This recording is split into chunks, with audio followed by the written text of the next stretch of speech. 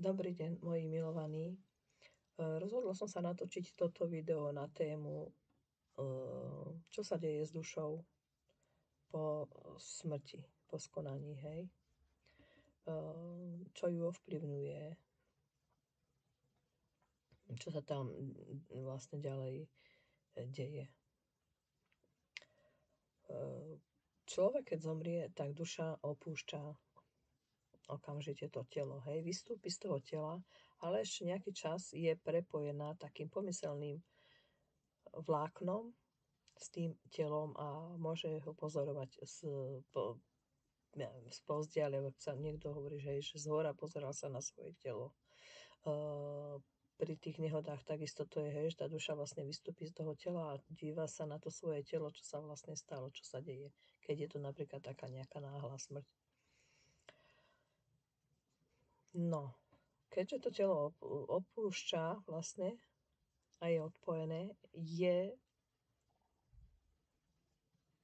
alebo má čas 48 hodín, zhruba 48 hodín na to, táto dušička, aby odišla do svetla na druhý breh, alebo teda vrátila sa do zdroja. Podľa toho, ako ten človek je pripravený, vedome nejak žil, vedome mal spracovanú túto smrť, tak tá duša vlastne odchádza do tých 48 hodín, hej, aj skôr. Keď ten človek nejak není pripravený, sú tam nejaké veci, ktoré ho vlastne obmedzujú, tak tá duša vlastne sa uzavrie, ako keby nejaké to pole, a tá duša už nemôže potom odísť, hej, v tom čase. Samozrejme, že tam môže byť, že ho tam čakajú anjeli, prihovára sa možno niekto ako keby telepaticky, hej, že teda vlastne volá tú dušu, alebo čo.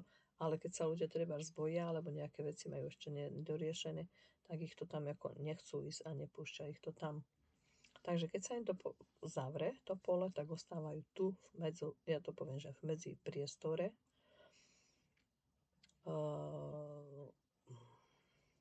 Sú tu uviaznuté. Je veľmi veľa tých duší.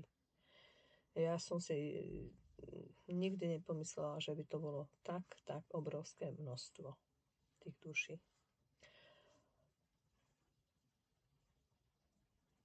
Čo je dôležité asi je, že sa o smrti veľmi málo hovorí.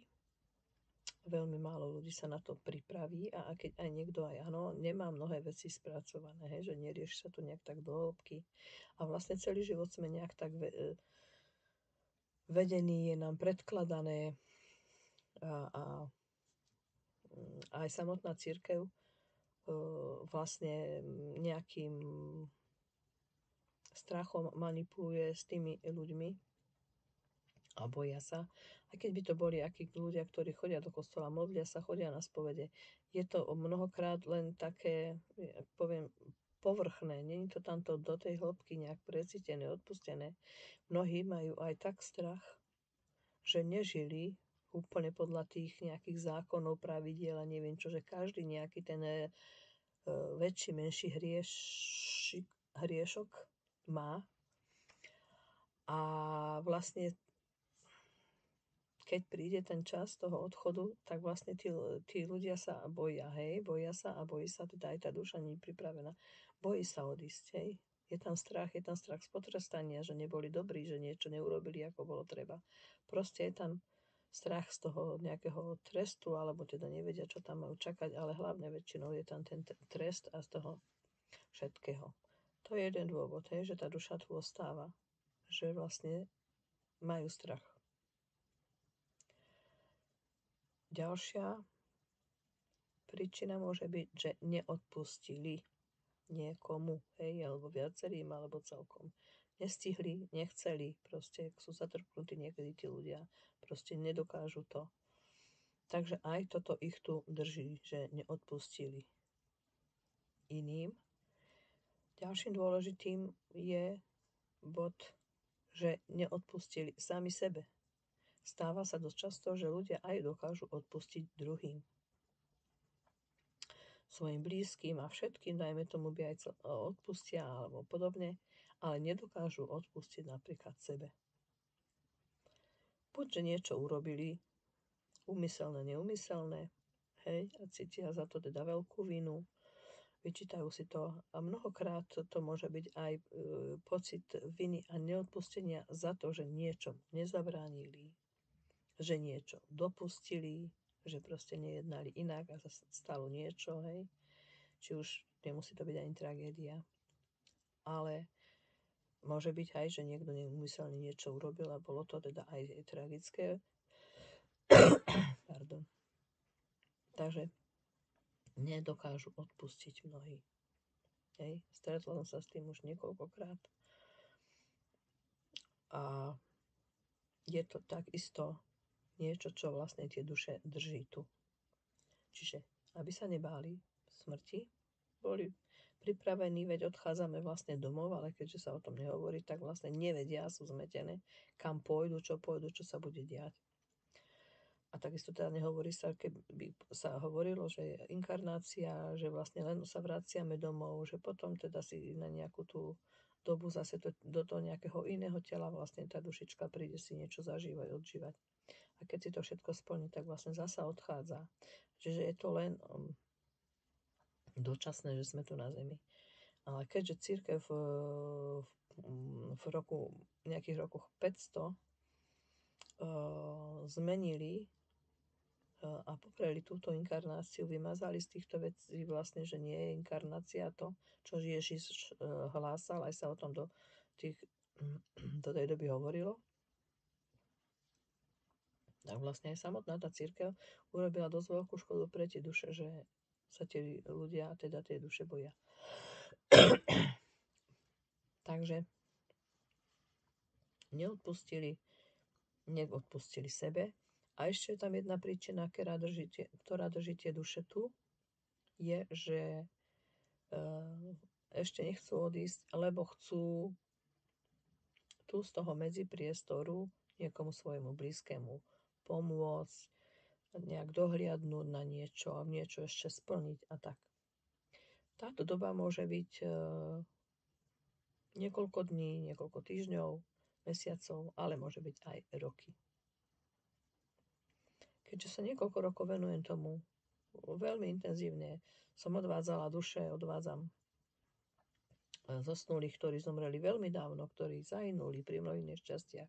Chodili za mnou duše z rôznych krajín, kútov sveta, pretože tá vzdialenosť pre tie duše na tej energetickej úrovni nehrá žiadnu rolu, tá vzdialenosť. Takže veľké množstvo duši som odviedla, neskutočne veľké množstvo, a pomohla im na druhý breh, ktoré vlastne chodili za mnou. Tak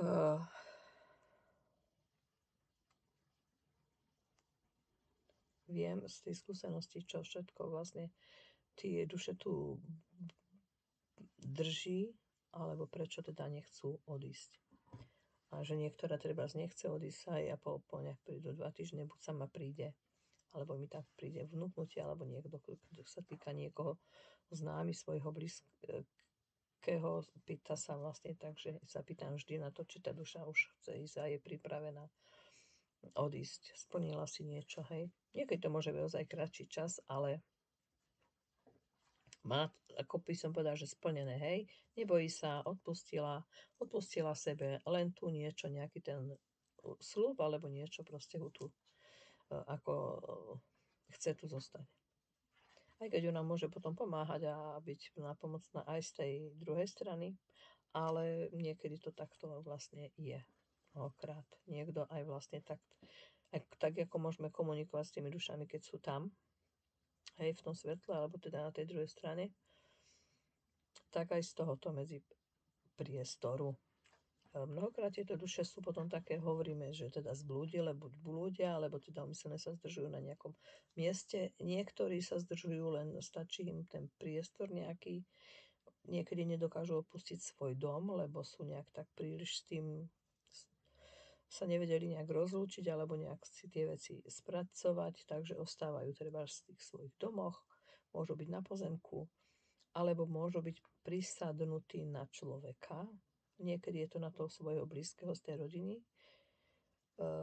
Mnohokrát môžu veľmi priťažovať tým, že teda ten človek buď chradne, alebo je slabý, alebo sa prenáša niekedy aj nejaká choroba, že to ovplyvní podľa toho, čo tomu zomretému vlastne bolo, čo sa tam dialo. Takže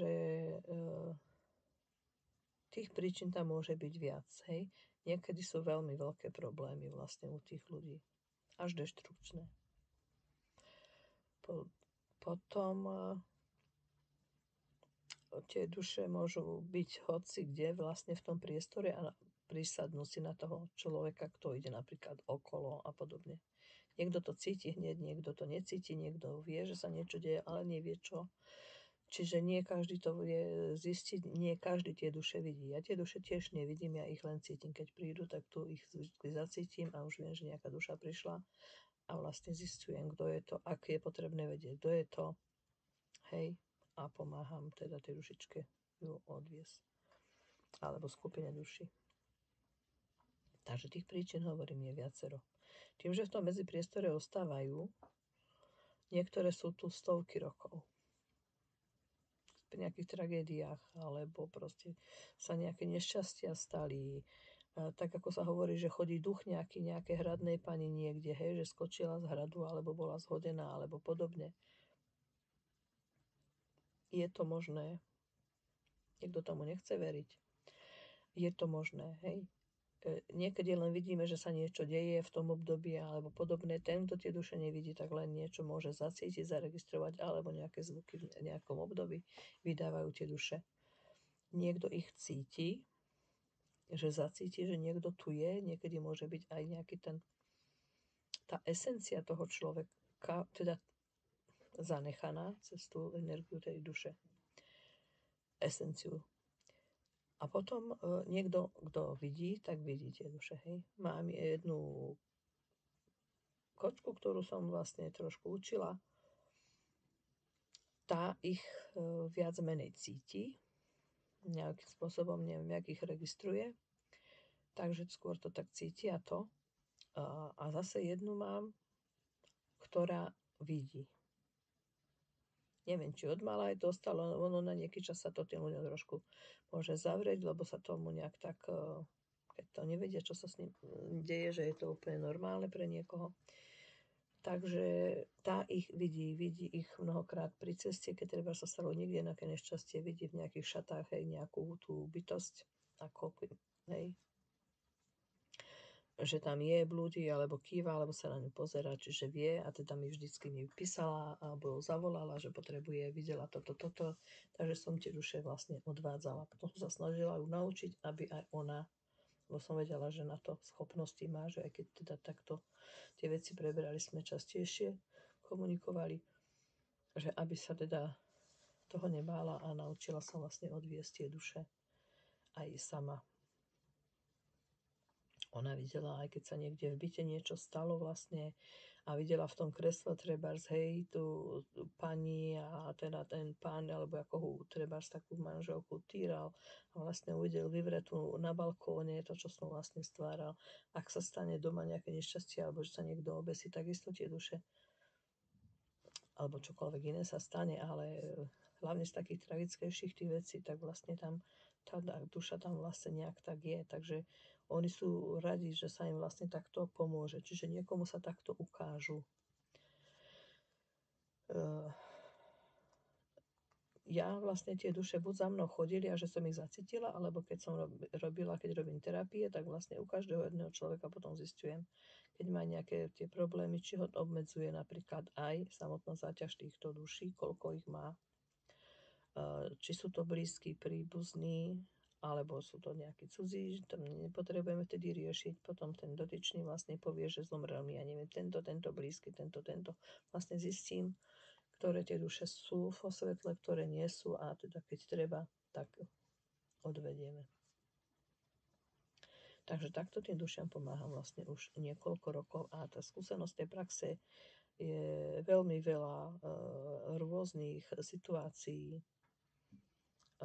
niekedy s tými dušami nie často, ale nejaký odkaz alebo taká komunikácia tiež vie byť tak, že hovorím, z tej praxe tá skúsenosť je obrovská, čo by som kedysi tiež nebola povedala, že to sa tak deje. Možno tých duší není toľko zblúdilých napríklad v tých krajinách alebo v štátoch, alebo teda tá kultúra, kde je taká tá príprava, alebo ten strašiak, tá smrť až nie je, kde to berú tak samozrejme, hej, že kde sa až tak nesmúti, nežialí, lebo u nás všetko, každá správa, keď čítame každý deň, je tam nejaká tragédia a nešťastie a tragédia a zomrel, hej, a tragédia zomrel 50-ročný, tragédia zomrel 70-ročný, tragédia zomrel 90-ročný, keď sú tu nejaké trošku známe osobnosti, alebo teda ľudia, ktorí nejak boli buď šport, alebo hudba a taký trochu viac známy, tak stále sa to proste zveličuje. Je to až, keď by sa nad tým zamysleli, čo to píšu, že je to až v podstate poviem v úvodzovkách nenormálne, lebo veď vždy sa zomieralo, veď to není, že len teraz sa niečo deje a teraz ľudia odrazu zomierajú a je to tragédia. Veď to bolo, je to súčasťou života, kolobehu života, hej, nejaká tá doba a čas toho, koľko tí ľudia žijú. Niekde je dlhšia, niekde je vlastne ten priemer je nižší, vyšší.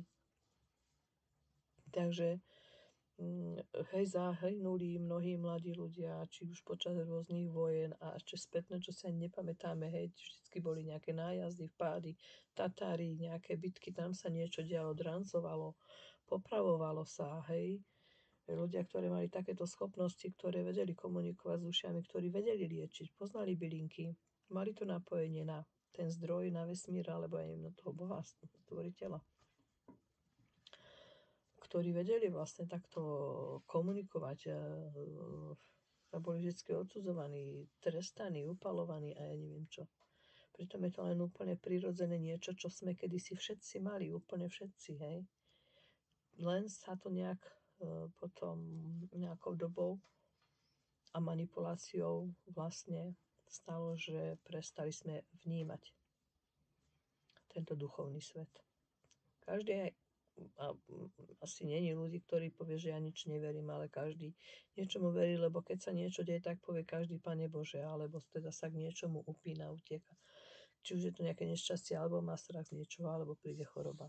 Takže vždy tam niečo, nejaká dôvera v nejakú vyššiu silu je. Hej, že je tam to napojenie, len si to nechce mnoho ľudí pripustiť a niekto to berie možno ako slabosť, ale existuje to, hej, že tam už tých dôkazov je vlastne už aj vedecky dokázané, tak ako či duša koľko váži, hej, to telo bez tej duše a podobne. A mnoho iných vecí, takže hovorím, to by bola veľmi rozsiahla téma ešte, keby sme to rozobierali ďalej. Takže to bolo k tomu, ako tá duša vlastne ostáva tu, hej. Ako sa hej dá pomôcť. Sú ľudia, ktorí dokážu týmto dušiam pomôcť. Nedokáže to každý, nevie to každý, nevedia to ani kňazi, niekto si myslí, že stane posledné pomazanie, ale keď tam nie je to napojenie priame, tak niekedy to ten účinok vlastne nemá. A viem z tej praxe svojej, že veľa nábožných ľudí do toho svetla neodišlo. Potom prebiehala diskusia ohľadne toho, že keď je v truhle, keď je treba z nejakým pochovaním do nejakého hrobky kamenného, nejakého toho priestoru a po prípade spálený, že tá duša trpí. Prosím vás, tá duša netrpí.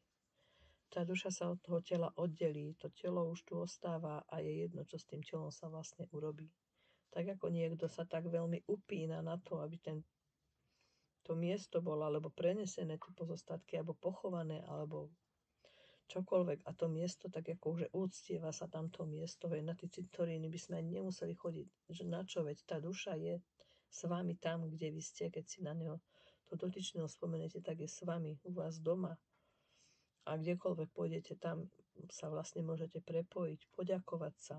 Hej, to je veľmi dôležité. Poďakovať sa tým zosnulým, odpustiť im.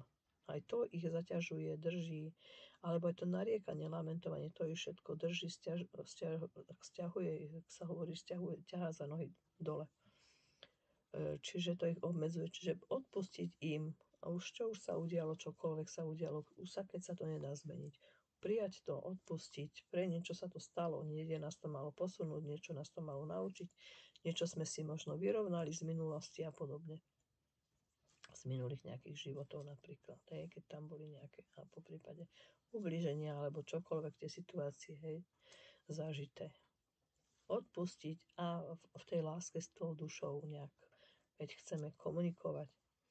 Zapáliť tú sviečku doma, keď potrebujeme, keď máme potrebu, môžeme sa aj vyrozprávať takisto, hej, tej duše. Samozrejme, že zaťažovať a vytýkať nejaké veci a podobne zbytečné, hej. Treba si to teda spracovať. Lebo tá zaťaž nie je len pre tú dušu, ale samozrejme aj pre nás. Ak budeme niekomu stále dokola niečo vyčítať, keď už sa to nedá nejak inak vyriešiť, tak vlastne to človek potrebuje nejak spracovať a prepustiť. Potom, čo sa týka, že teda či pochovať do truhlí a podobne. No. U nás na Slovensku, pokiaľ viem, tak sa pochováva po 48 hodinách. Čiže pokiaľ viem, tak muselo byť 2 dní, odkedy zomrel dotyčný, aby sa pochoval. To aj z toho dôvodu, že niekedy sa zriedka, ale stalo sa, že teda niekto zomrel, bol ako zomrelý a pochoval sa príliš skoro, ja neviem, po 1 dni alebo tak, a vlastne obživnul, to môžeme povedať, že to bola nejaká taká kóma na 1-2 dní a vlastne sa potom prebral niekde už zahrabaný, pochovaný a podobne. Takže to sa mohlo stať, ale preto je tam tá doba, možno to ani mnohí si nevedia, že teda prečo, skôr sa tam, že tá duša sa vlastne aj má čas odísť vlastne, čiže už keď sa pochováva, tá duša už by mala byť buď v tom svetle, alebo teda niekde v tom medzipriestore, ale není v tom tele, že by nemohla odísť, hej. Počula som takú, bolo nejaké asi video niekde pustené, že tá duša nemôže odísť, že ho to nejak zväzuje, alebo keď by bola niekde pochovaná, aj niekedy sú tie hrobky, tak môže byť. Nie, veď tak, ako tá duša môže cestovať kamkoľvek cez stenu a podobne, tak tam nie je žiadne obmedzenie. A potom je tam ešte úvaha o tom pochovávať do zeme, čo je lepšie, čo nie je lepšie, hej, že tam to zase dlho trvá, to telo sa rozkladá, zase to len skafander, alebo teda niekto má strach z toho upalovania, spálenia toho tela, hej, tá kremácia, vlastne buď si ten popol nechá v urne, alebo ho niekto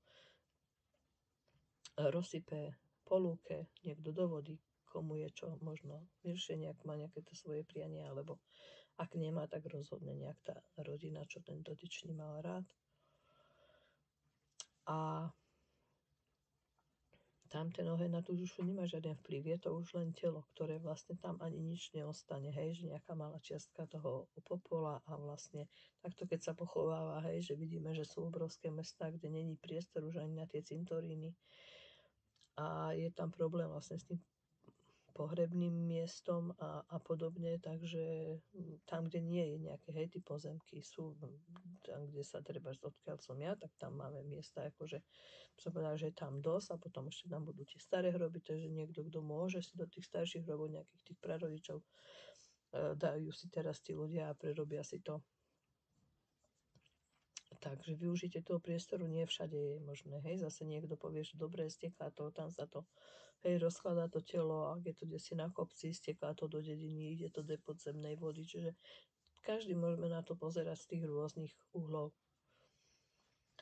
Takisto je to o tých kultúrach, ako kde je to zaužívané, hej. U nás tá kremácia v meste áno, ale na tých dedinách minimum, hej, je tam týchto vecí. Čiže ja som s tým stotožnená, pretože viem, že tam sa tomu telu nič nedieje a viem si to je to taká moja voľba, hej, že vlastne to riešenie. V niektorých tých kultúrách bežné, hej, v Indii, tam sa vlastne tiež dalo na nejaké to pohrebisko, kde sa vlastne zapálilo a to telo zhorelo, hej. Alebo sa dalo na vodu, kde sa to tiež zapálilo. Poznáme to z nejakých z tých starých historických filmov, kde sa vlastne to poslalo na nejakej tej loďke na to, napríklad na vodu a tam sa to zapálilo. Tam to zhorelo, čiže tam to telo aj skončilo, hej. Niekto veľmi potom lipne na tom, že nemá toho svojho blízkeho, že alebo zahynuli mnohí vo vojne a tie tela ani nie sú, ja neviem, poznáme aj také prípady, že tam v rodine tiež boli takí, že zahynul vo vojne a vlastne není pochovaný tu akože nikde, hej, že je tam len tá tetka pochovaná sama, pretože on niekde vo vojne ten ujo zahynul. A takých situácií určite bolo viac, čiže niekto tak ako keby na to príliš lipne, príliš sa na to ako upína a niekto to nesie ako tragédiu na celý život. Čiže treba o tom viac komunikovať, treba to takto rozoberať, pochopiť to, hej, že vlastne dať tú úctu tomu človeku a teda tej duši na kamkoľvek, hej, keď sa niekedy stane, že niekde človek zahynie a není možné dopraviť. Ja neviem, napríklad, svokrová mama tiež, keď bol maličký, zomrela kdesi v Banskej Bystrici v nemocnici, vtedy nemocnic nebolo, ja neviem, ju tam doviezli, čo tam bolo, aké tam bola operácia, alebo čo, boli tam 3 malé deti. A ona tam zomrela a pochovali ju tam, lebo ten prevoz bol drahý, aj keď pokiaľ viem, tak tá rodina nebola nejaká najchudobnejšia, ale jednoducho ju tam pochovali, hej, tú mladú ženu. Takže nikdy sa tam na ten, pokiaľ viem, ani neviem, či vedia, hej, nejaký, kde tam to tam bolo, alebo kto tam bol, vôbec na tom pohrebe teda. Či treba len ten muž, nejaká tá rodina, alebo ako tam šli. Čiže je to len o tom v tých kultúrach, ako to je zachované. Ešte jeden spôsob pochovávania je, ktorý som sa tiež dozvedela len nedávno z kníh z Tibetu. Vždy sa pochováva taký nebeský pohreb, sa tomu hovorí, že vlastne tam je chladno, sú tam skaly, v tých výškach vlastne a aj mrzne často, čiže nebolo by kde pochovať tie tela, hej, do tej zamrznutej zemi zajedno urobiť ten hrob, to je jedna vec, druhá vec, zase by sa to telo nerozkladalo, bolo by to nekonečne dlho vlastne trvalo, zase keď do tých vôd by to stiekalo z tých kopcov a tak, robí sa tam od pradávna toto pochovávanie, ako keby, že vlastne vynesú to telo už po nejakých tých modlitbách, kde sa vlastne aj či už s tým nižší, alebo tam modlia vlastne za to zosnulého a vynesú ho na také vyvýšené miesto, skaly, kde je nejaký kameň, tam sa to telo rozloží a vlastne kúsky tela, tí, čo sa o to starajú, pohrebáci, hádžu súpom. Tí súpy sú tam už pripravení, je tam zaužívané, čiže celé telo je behom pár hodín vlastne preč. Neostane tam žiaden zbytek, aj kosti, všetko vlastne tí súpy zožerú. Čiže tak to funguje. A keď to niekto počuje, hej, prvýkrát, alebo pre nás je to úplne také nepriateľné až pre niekoho, ale keď sa nad tým zamyslíme, tak keď tam už v tom žijú a že sa to onak deje, tak pre nich je to úplne prirodzené. Čiže hej, že my vylúčujeme to, čo je pre nás neprirodzené, v čom už sme my treba nežili, nevyrastali, alebo sa okolo nás nedialo. A nechceme mnohokrát pripustiť, že teda by to bolo aj nejaké iné riešenie. Takže tak, ako hovorím, k tým dušiam sa vlastne nič, hej, že by tie duše týmto trpeli. Takže toto je k tým, či sa niečo teda s tými dušiami deje, či to cítia, či trpia, alebo skôr trpia tým, tie duše, keď už aj do toho svetla, hej, odídu, trpia, alebo tak zaťažuje ich toto nariekanie také, hej, že niekto už je zomretý 20 rokov, 30 rokov, nedokážu prepustiť či už manželka manžela, alebo manžel manželku, rodičia deti, keď nejaké zohynú, hej, alebo zomrú mladí, alebo deti svojich rodičov, čiže do nekonečna tam nariekajú a vlastne plačú a vysielajú ten žiaľ, že je to pre tých duše také zaťažujúce, že hej, že nemali by sme že poďakovať sa, prežili sme ten úsek života taký, ja neviem, niekto 10 rokov spolu, niekto 20, niekto 50, niekto 70, hej. Sú rôzne ozaj doby, niekto je vďačný aj za tých pár rokov života, hej, spoločného, poďakovať sa, že sme si odovzdali jeden druhému, čo bolo treba, alebo čo sme si nejak tak aj slúbili možno predtým, narodení sa tu na tento svet. A jeden druhého naučili, ak sme si ublížili, požiadať o to odpustenie a v láske prepustiť toho človeka a byť vďačný v takej vďake, v takej. Na to musí človek dozrieť, keďže sa o tom u nás až tak nehovorí. Keď sa niekto spomenie toho svojho zosnulého, tak s takým utrpením to hovorí. A to by tak nemalo byť, hej. S takou vďakou, hej. Ja hovorím aj z vlastnej skúsenosti, síce vtedy som to trošku chápala inak, ale už možno tam niečo také bolo viac za tým, než som si človek vlastne uvedomoval, prečo. Hej, zomrel mi manžel, mala som 27 rokov, on bol mladý, potom mi zomrelo bábätko, krátko po narodení, keď sa predčasne narodilo. S tou smrťou som sa stretla tiež častokrát, viackrát, takže nie je to o tom, že by som si tým neprešla. Je to len o tom, ako človek sa vlastne k nejakým chce dostať tým nejakým tým tomu povedomiu, alebo zaoberať sa trošku tým, čo je niečo ďalej, že nie sme tu na tom svete len na to, aby sme tu žili, jedli, pracovali a zomreli, hej, že je niečo trochu viac. Hej, že nebudeme sa báť niečoho, čo nám druhý nahovorí, keď toto cítim, že to tak není. Hej. Takže to je veľmi dôležité. Hej. No a ešte k tej téme tých zosnulých.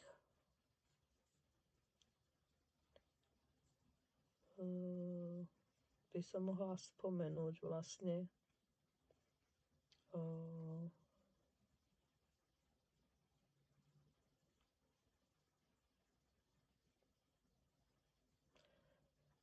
neviem, koľko je dlhé to video. Či som ešte chcela niečo k tomu dodať. Určite by tam toho bolo veľa, hej, čo sa týka nielen tej smrti, hej, príprava na to vlastne komunikácia bežné, hej, čo sa týka pohrebu, ten pohreb, ja to som chcela ešte povedať vlastne, že povedala som, že niečo ešte by tam som bola chcela povedať predtým, ale hovorila som trošku o inom, že ten pohreb vlastne je, že nebrať to tragicky, či už zomre mladý, alebo v akom veku ten človek. Ja to beriem ako oslavu života. Nielen ja, hej, tiež som si to niekde prečítala a som sa s tým hneď stotožnila, bolo mi to hneď blízke. Ja nechodím už roky na pohreby. Mnohí si možno všimli, že nechodím na pohreby, jednoducho sa tam necítim dobre, tam sa narieka, plače, spomína a keď vieme, že mnohí treba nežili najlepšie alebo čo a v podstate je tam z toho taká komédia. Nechcem byť toho účasťou, hej. Ja sa s tým dotyčným, s každým jedným známym rozlúčim tu, odtiaľto, alebo tam, kde som, hej. Poďakujem, alebo teda vyšlem, alebo modlitbu za neho. A keď treba, pomôžem, odprevadím vlastne, alebo sa prihováram tej duši. Ak je to niekto známy, počas tých 2 dní, dokiaľ môže tá duša sama odísť, sa aj prihovorím, aby sa nebala a podobné veci. Ak je to možné, ak to má niekto hlboko, tak potom už len teda, ak chce odísť, tak pomôžem, aby odišla, odísť do toho svetla. Čiže brať to, prosím vás, ako oslavu života, že keď ten človek zomre, že naplnil všetko, čo mal tu na tej zemi. Lebo niekto má tú úlohu na tom živote konkrétnom, hej, veľkú, hej, veľa toho zažije, spracuje, hej, ako hovoríme, že hej, prežila som toho na niekoľko rokov v porovnaní s niekým. Čiže niekto si len tak v ľahkosti žije nejak ten život, lebo možno už si v iných tých inkarnáciách odžil všelijaké tie rôzne situácie, naučil sa, alebo len si taký ľahší život, hej, niekto má tých rôznych situácií a stále sa niekam, hovoríme, že sa teda tak aj posúvame ďalej, učíme sa. Čiže každý si to ako keby ten svoj plán naplní a je jedno, či je ten vek 20 rokov, 30, 40, 70 alebo viac, alebo je to bábätko, lebo i vtedy si tá dušička zvolila, že chce s tou svojou rodinou alebo len s tou svojou mamou napríklad zažiť len ten krátky čas, niekoľko mesiacov, buď to tehotenstvo, alebo nie, nemusí byť ani celé toho tehotenstvo, ale nejakú tú určitú dobu. Takže brať ten odchod toho človeka ako oslavu života. Ja to beriem aj u seba tak, hej, že ak by som už odišla teraz, alebo to bude za 10, za 20 rokov, alebo neskôr,